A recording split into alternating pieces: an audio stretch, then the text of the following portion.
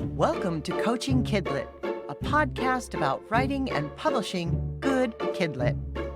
We dig into various aspects of writing craft through a Kidlit lens and provide inspiration and clear, actionable items to help writers like you move forward on their Kidlit writing journeys. I'm Sharon Skinner, author accelerator, certified book coach, and author of speculative fiction and Kidlit, including picture books, middle grade, and young adult. And I'm Christy Yaros, author accelerator, certified book coach, and story editor, focusing on Kidlit, including middle grade and young adult. Hey, Sharon. Hey, Christy. How are you? Good. How are you doing? Things are rolling along. I'm doing really well. It's 2023. Crazy. Over a year.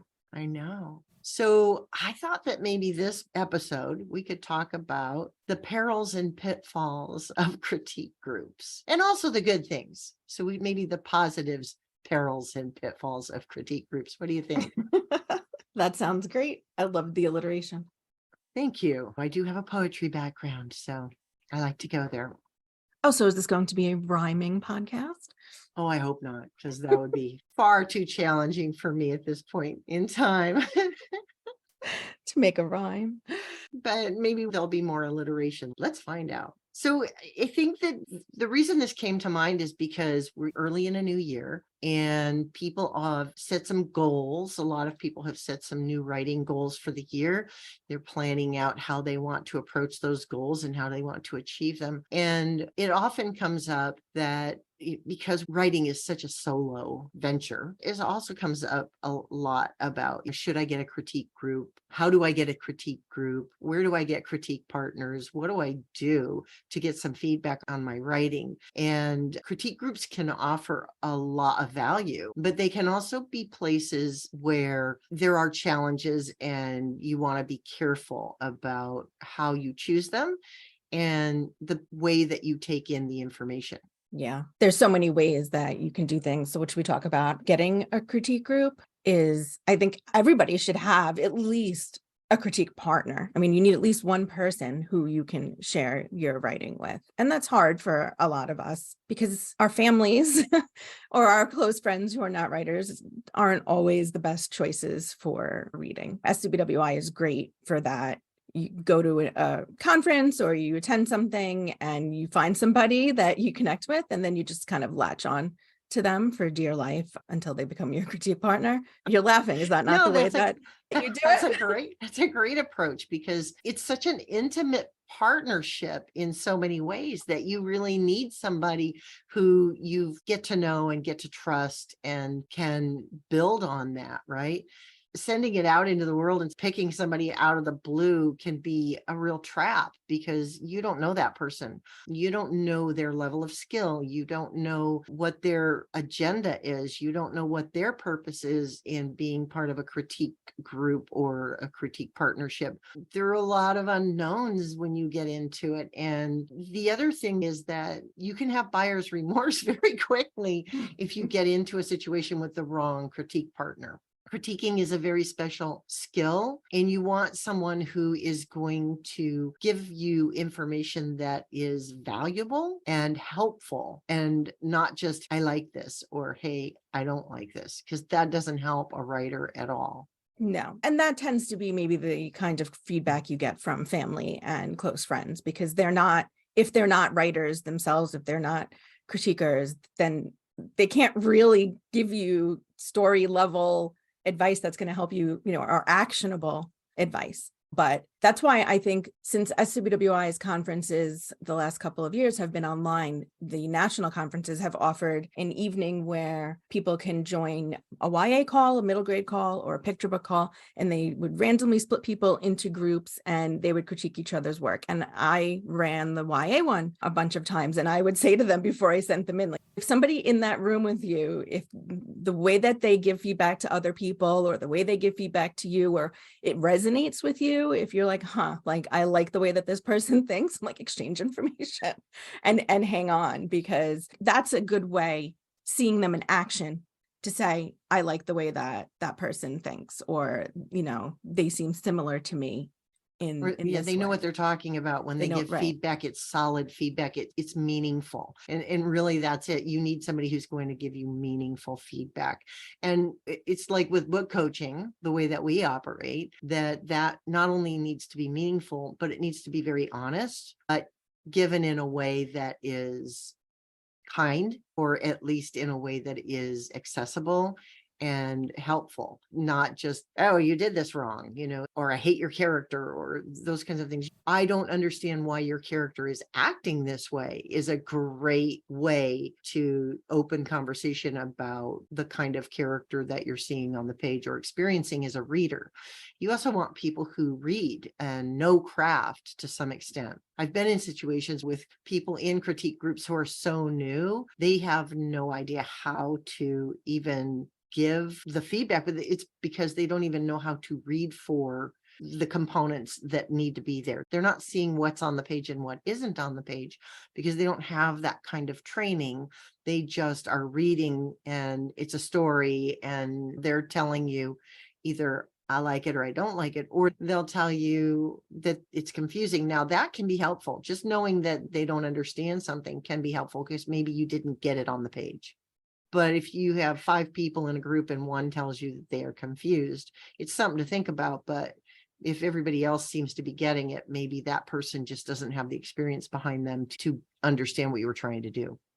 Yeah, and I think especially with Kidlit, it's important to form a critique group of people who write maybe even in the same age category that you write in, because I've seen people who have been in critique groups, maybe you join it through the library or through something in your town, and you've got writers writing all sorts of different things. Now, if I am not a mystery reader, I'm not going to be able to tell you things that are supposed to be in a mystery book or not. And I find that Kidlit writers who are in critique groups with adult writers get feedback or criticism that is almost invalid because the person doesn't have a basic understanding of what is expected out of a kid's book. And so they'll say things like, these stakes aren't high enough.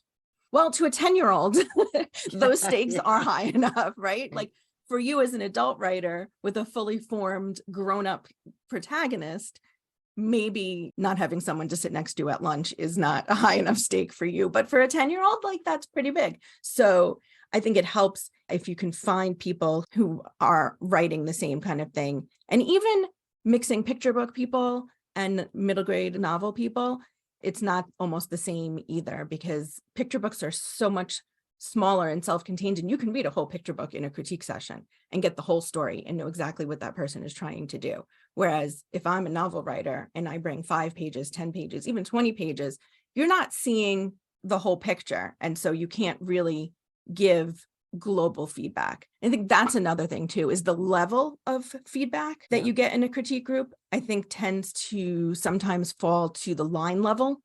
Yes, people will get into the weeds and start telling you where to put commas because they don't know how to give you feedback on the content, the actual components of the story. So they'll fall into that, oh, I'm going to fix your grammar.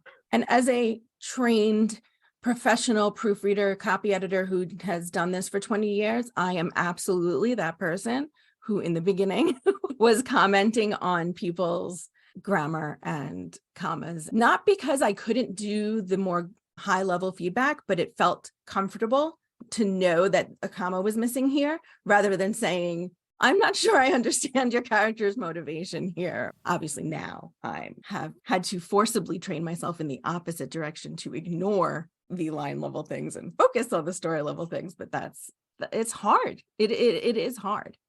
And some of the dangers of critiques are when you get somebody in there who wants to tell you how they would have written it, rather than them trying to understand your intent, because intent is so critical. What point you're trying to make, what's your intention for this scene, what are you trying to accomplish?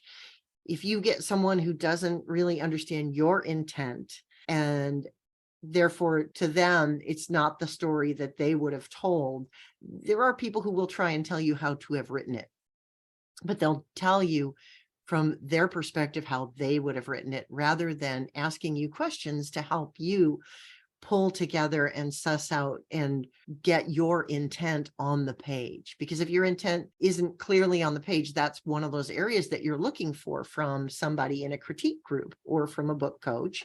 If you're working with a book coach or a beta reader, if you have a beta reader, you're wanting them to help you to make sure that the intent is coming across to the reader. And there are people who will try and just tell you how they would have written it. I don't think it's intentional. We're going to go back to intent and intentional. I don't think it's intentional that they do that. I just think they don't understand how to look for the author intent and understand what needs to be there that isn't, and help in that way. Yeah. And even the different types of critiques that you're looking at. If you are in a, let's read our first 5 pages kind of critique, that's different. That's almost what an agent would see if you were submitting. That feedback is what's going to keep me reading, what's going to stop me from reading, what am I so confused about that I don't care, as opposed to an ongoing critique group where you're going through your whole novel, which can take a really long time when you're sharing pages, if you meet monthly or whatever. Almost to do a first 5 pages, you don't need to know what the author wants for their whole story. You can just kind of say, this is what I get from these first 5 pages, and these are the assumptions I'm making as a reader. But if you're in an ongoing critique group, I think it's really important that your critique partners know what story you're trying to tell, because the most helpful they can be is knowing what you're trying to do and helping you, like what we do as book coaches. It's, you tell me what story you want to tell. Let's make sure that makes sense. And then let's get you there. Let me give you feedback that's going to move you forward towards that, not derail you. Like you said, getting the feedback of people who say, this is what I would have done. It can become overwhelming when you get too much feedback that's not targeted at a specific thing that's going to help you. And going back to what you were saying about whether or not it resonates with you, you know, when you hear feedback that resonates, and that's something that's really important. Sometimes it's hard to hear feedback and we have to sit with it for a while. And I always recommend that no matter how you're getting the feedback, whether it's written or if you're getting live feedback, IRL or Zoom, or however you're having those conversations with your critique partners, that you sit with it, that you spend time with it, because what you may knee-jerk react to and say, oh, hell no, they just didn't understand, may be exactly the one thing, the really big fix that you really need to make the story work. And you may realize that after you let it sit for a while. And I usually sit for a day or two with feedback, whether it's from my editor or a critique group or a beta reader or whomever, because it takes time for me to let it in openly and then decide, does it resonate? And again, it needs to resonate. You can't take every single bit of critique from every person who has something to say about your story, because again, they may be missing the mark, because it's maybe the story they would have told, or there may be some other reason why they're not getting what your intent is on the page. And it may not be exactly what they're talking about. It may be something else. So having that ability to take that in and think about it and sit with it and have a moment where you go, oh, this is why they weren't getting it, because earlier on, maybe there wasn't enough explanation of something, or they didn't know the character well enough, or what have you. Yeah. And that can be really dangerous if you do take everybody's feedback, because you could end up with what I call a Franken story that is just, why do you have this in here?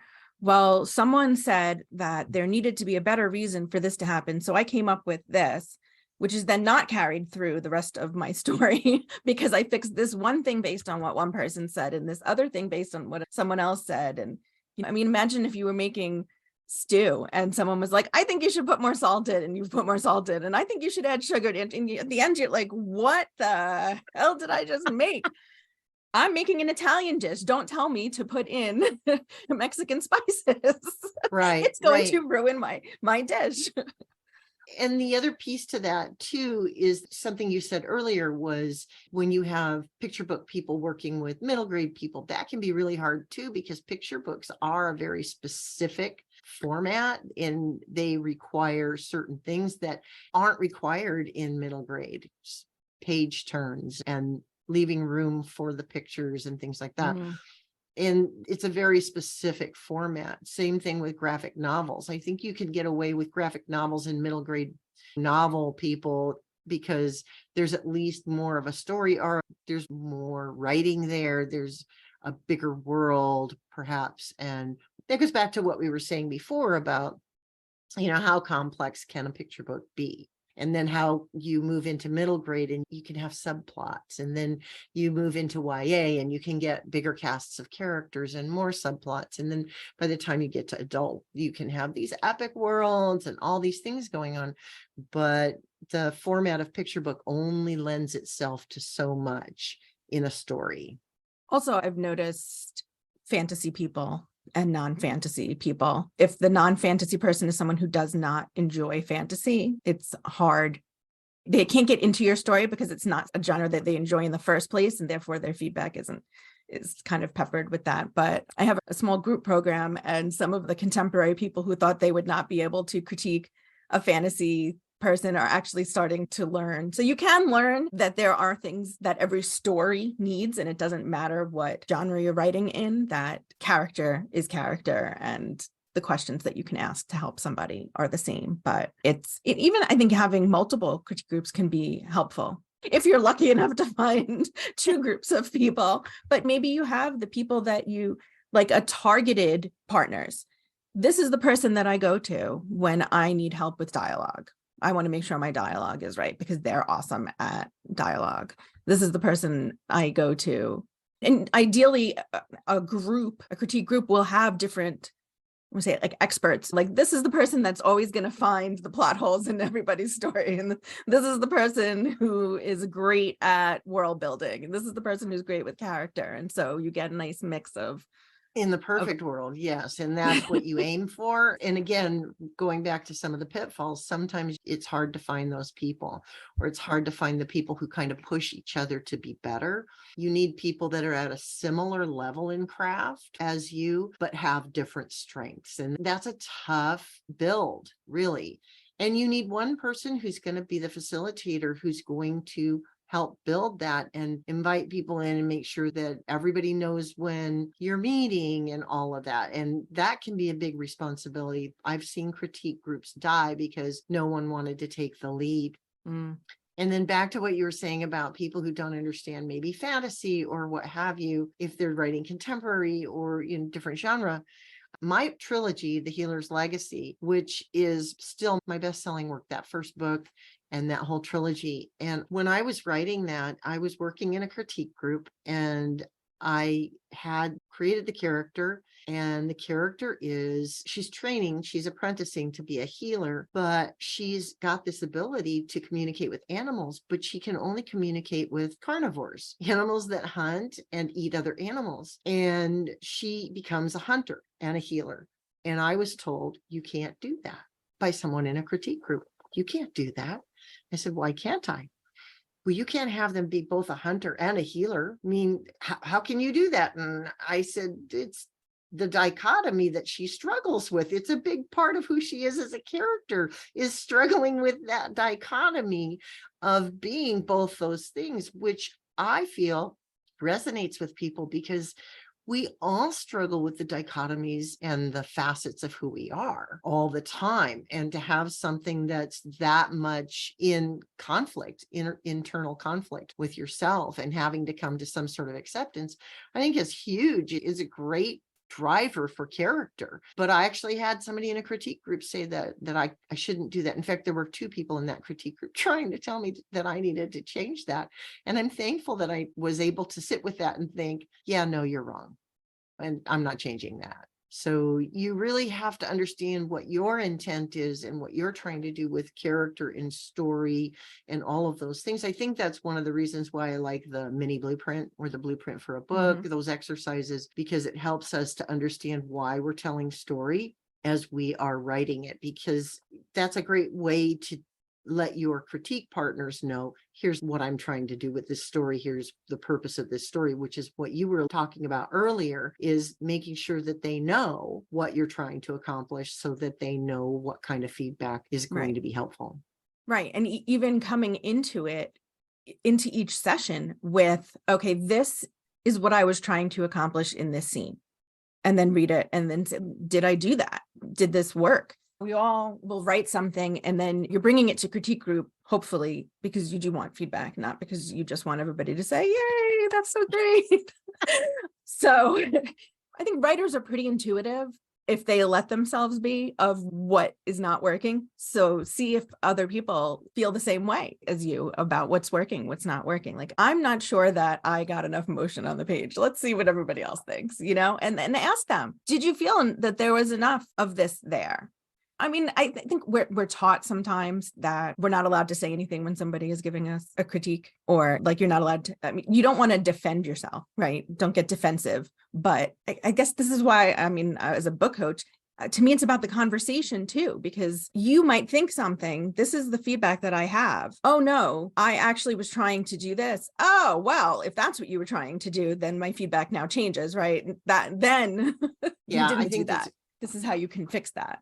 I think that's a great point, because again, it comes back to intent. And I think as book coaches, and when we do evaluations and that sort of thing, I think we're looking at the intent very, very closely. But we've been trained over time, and all of the reading that we do and the writing that we do and the understanding of what stories should accomplish. I think we often know inherently as coaches what the intent is and where it's missing the mark. And it's one of the strong suits that I have that I just blogged about. One of my areas of genius is that I understand author intent intuitively, which makes me a really good poetry editor as well as story editor, because I get what they're trying to accomplish and I can hear the notes that are not ringing true. Mm-hmm. In the words, in the prose, in the poetry. And I think that's huge. And I don't know that most critiquers are at that level where they know it, that they know that's what they're doing. But usually if you get a good critique group going, they'll know intuitively whether something's working or not. They may not know exactly why or why not, but they'll be pinging on those places where something's off. And that's huge. That's a huge value to have. Yeah, if somebody doesn't know your intent and gives you feedback on something, I mean, this isn't working. You can fix this way, or this way. And maybe all three of those ways are valid ways for a story to go or a fix. But if it's not what you're trying to do, like, there's only one choice usually that's going to do what you need it to do. So I think that's a really good point what you made before about the mini blueprint, almost like everybody should do a mini blueprint and then share it with their critique group before they start critiquing, right? Right? I think that's a great idea. Or even the inside outline. Here's the scene and the point. Tell me. Here's what I'm trying to accomplish here. This is my intent. And yeah, when I send my work to beta readers, I'm always asking them for very specific feedback, not just read this and tell me what you think. Because beta readers, like anyone else, they need to have some idea what you think you need, what you might be wondering. So I will very specifically say, do the characters ring true? Are there any continuity issues? Mm-hmm. Where did you lose interest?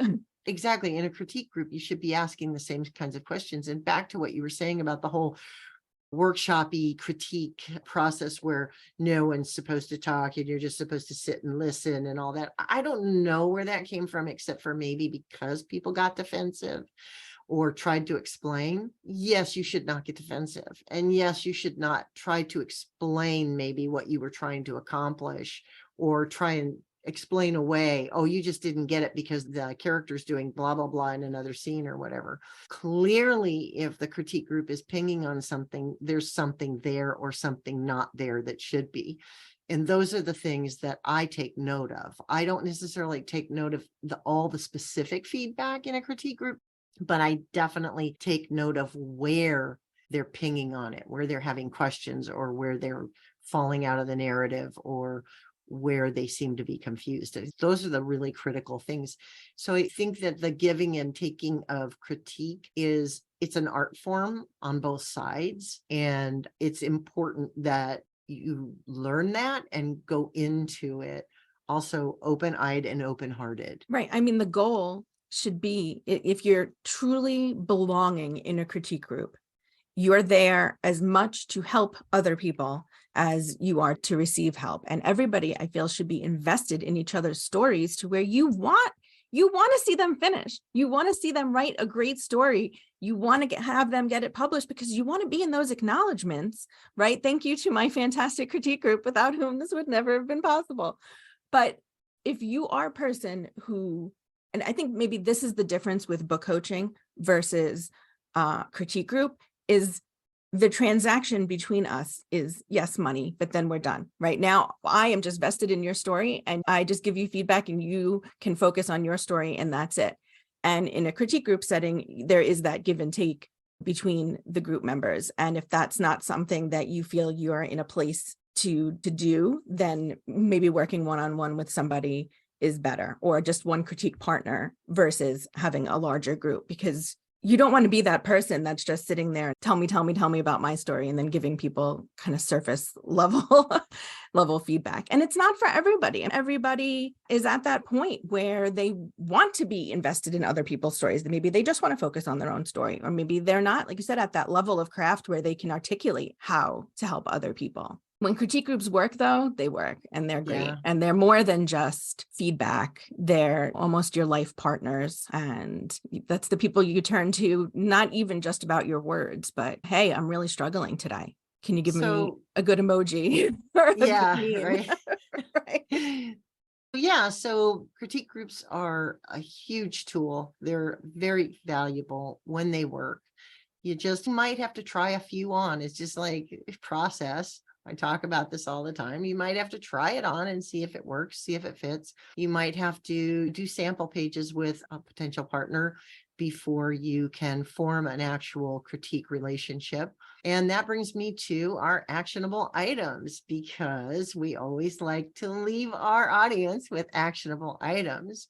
And so I think I want to go back to the idea of, if you're looking for a critique group or a critique partner, to go out there, identify where you think you might find them, but build the relationship first. I would say if you are looking at forming a group or joining a critique group, think about it as a relationship first. Consider joining and not committing to this permanently, being able to say, I want to try this on. I want to see if this works before I commit wholly to it.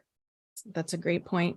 Okay, so my actionable item, I would say, is, as you're out there doing what Sharon said, make a list of the things that you need from a critique group. What is it that you want? Do you want people who can help you with, like I said, your dialogue or your descriptions or whatever? Do a self-evaluation. Where am I? What kind of writer do I think I am? What level do I think I'm at?